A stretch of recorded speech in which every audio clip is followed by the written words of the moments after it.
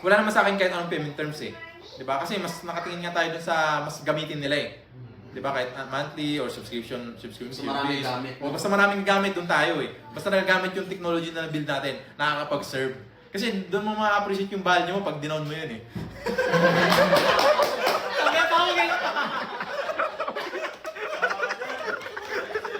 Diba? Diba?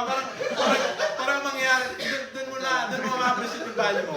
Kapag nagkaroon ng yung nagloko yung system natin, para na tayong ano eh, para tayong Google. Di ba? Parang nung nakaraan, nag-maintenance tayo. Biglang daming tumawag, yung isang kliyente lang tumawag, yung mga secretary, yung mga iba nating client.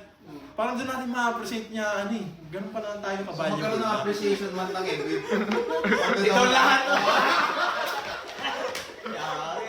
Di ba?